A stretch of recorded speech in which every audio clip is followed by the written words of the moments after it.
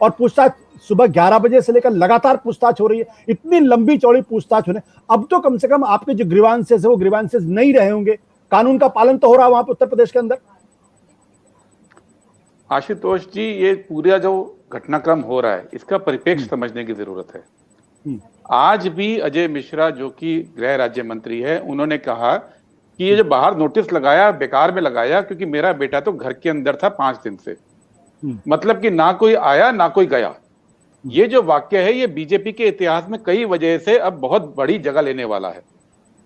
और जो इंटरोगेशन आप कह रहे हैं, जो पूछताछ सुबह से हो रही है, ये भी अब हम देख रहे हैं बहुत रेयरेस्ट ऑफ रेयर केस है कि नॉर्मली हत्या के केस में पहले गिरफ्तारी होती है फिर पूछताछ होती है। यहाँ पे पहले पूछताछ हो रही है और फिर गिरफ्तारी के बारे में तय करेंगे। और इस बीच में एक प्रहसन रचाया गया पूरा सुबह से, जहां मीडिया की मार्फत ये सुझाव लोगों को दिए जा रहे हैं कि अंदर क्या पूछा जा रहा होगा, ताकि कहीं ना कहीं प्रेशर रिलीज हो, जनता के अंदर जो गुस्सा थोड़ा शांत हो और हम मनमर्जी कर पाए। ये भूलते हुए कि जघन्य अपराध के अंदर सुप्रीम कोर्ट की गाइडलाइन स्पष्ट है आशुतोष जी, कि अगर अपराधी जो है, जो नामजद है, अगर उसके भागने का खतरा है, जो कि आशीष मिश्रा के केस में 5 दिन तक भागे हुए थे, या अगर वो गवाहों को डरा सकता है, या वो एविडेंस को जो साक्ष्य हैं उनके साथ छेड़छाड़ कर सकता है, तो गिरफ्तारी तुरंत होनी चाहिए। ये तीनों शर्तें इस केस में उन पे लागू होती हैं। इन तीनों शर्तों के बावजूद उनको एज अ गवाह बुला के अंदर बातचीत कर रहे हैं। वो बातचीत हो रही है या सरकारी दामाद की खातिरदारी हो रही है, ये किसी को नहीं मालूम है, ये अलग बात है।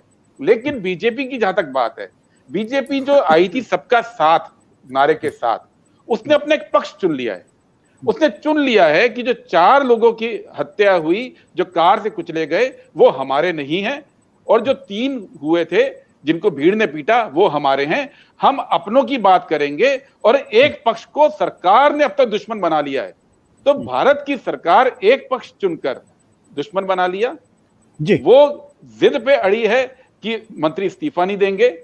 वो प्रोसीजर्स का वायलेशन कर रहे हैं। ये गलत बात है कि यहाँ पे सारे प्रोसीजर फॉलो हो रहे हैं दीपक जी, प्रोसीजर नहीं फॉलो हो रहे हैं, प्रोसीजर्स के लूप होल फॉलो हो रहे हैं। जब बेस्ट लूप होल मिलता था उसको फॉलो करके कोशिश हो रही है कि कहीं अगर गुस्सा शांत दिखे लोगों में तो गिरफ्तारी ना करनी पड़े। इसीलिए लगातार ये डिमांड हो रही है, लगातार कांग्रेस पार्टी भी कर रही है और बाकी लोग भी कर रहे हैं कि लोग आहत हैं इससे कि हो क्या रहा है। और इसी प्रेशर की वजह से गिरफ्तारी अगर करनी पड़ी तो वो भागते भूत की लंगोटी वाली मामला है, उसमें कोई बहुत सीरियस नहीं। लेकिन बीजेपी जब तक, आज एक और बात मैं कहना चाहूंगा आशुतोष जी, एक एसआईटी बनी, फिर एक जुडिशियल कमीशन बना।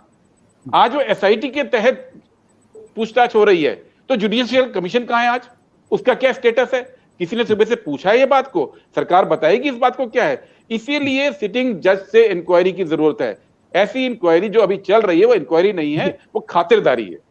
ठीक है गुरदीप सप्पल साहब, आप कांग्रेस के प्रवक्ता होने के नाते आपने अपना पक्ष रखा है, बट अनिला सिंह जी, इस पूरे सवाल जब सुप्रीम कोर्ट ये सवाल कर रहा है कि भाई आपने गिरफ्तारी फौरन क्यों नहीं की, और क्या यही प्रोसीजर पूरे देश के अंदर फॉलो होता है, उसके बावजूद भी कम से कम 11 घंटे से पूछताछ हो रही है और अभी तक गिरफ्तारी की बात सामने नहीं आ रही है। क्यों ना माना जाए कि दरअसल मंत्री पुत्र के साथ वीआईपी ट्रीटमेंट हो रहा है, और अगर इतना दबाव नहीं होता तो शायद पूछताछ भी नहीं होती। अनिला सिंह जी। आशुतोष जी, ऑनरेबल सुप्रीम कोर्ट ने जिस प्रकार की टिप्पणियां की हैं या उत्तर प्रदेश की पुलिस से कुछ जानकारियां हासिल करी हैं या कुछ भी कहा है या कुछ भी मांगा है, उसके ऊपर मैं कोई भी टिप्पणी नहीं करने वाली हूं। उत्तर प्रदेश की पुलिस जो है वो सुप्रीम कोर्ट को खुद ही रिस्पॉन्ड करेगी।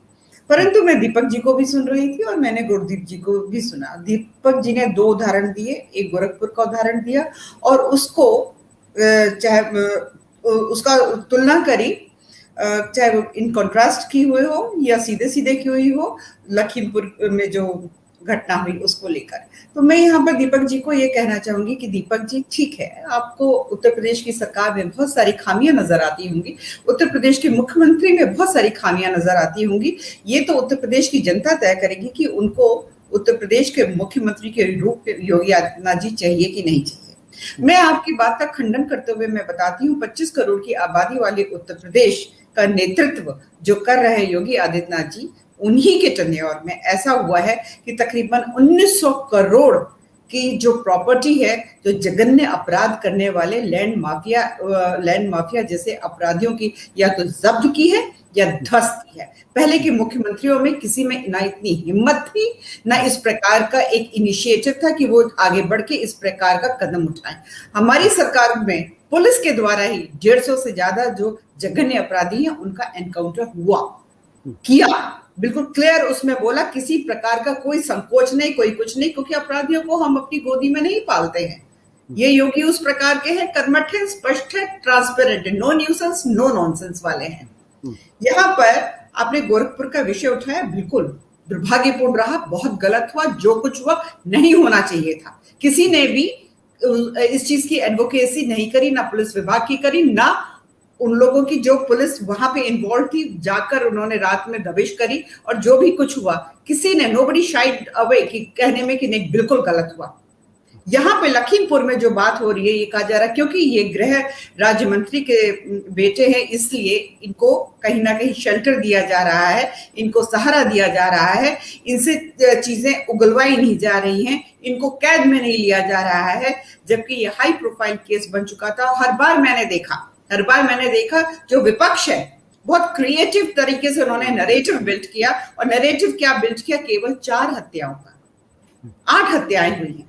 उन 8 परिवार में उतना ही दुख है जिन्होंने अपने घर के परिवार के लाडले खोए हैं, पर 8 की बात नहीं होती, 4 की बात होती है। गुरदीप जी, आप सिख हैं, आप कांग्रेस पार्टी के वर्कर हैं, आप प्रवक्ता हैं, आप सीनियर लीडर हैं, आप मुझे बता दीजिए जो पॉलिटिकल हत्या हुई थी इंदिरा गांधी जी की, उसके बाद राजीव गांधी जी ने जो कहा वो दुनिया जानती है, और कहने के बाद जब वो धरती हिलाई, उन्होंने कह के कि बड़ा दरख्त यानी वृक्ष गिरता है धरती तो हिलती है, सैकड़ों सिखों के सर जो है कलम कर दिए गए थे, और इनाम में राजीव गांधी जी को प्रधानमंत्री बना दिया गया था, और एक अक्यूज्ड कमलनाथ जी जो है मुख्यमंत्री बनकर बैठे हुए थे, और फांसी जब 2 लोग जिन्होंने पॉलिटिकल हत्या करी इंदिरा गांधी जी की, कब फांसी लगी उनको, कितना टाइम लगा था, तुरंत हो गई थी उनकी फांसी।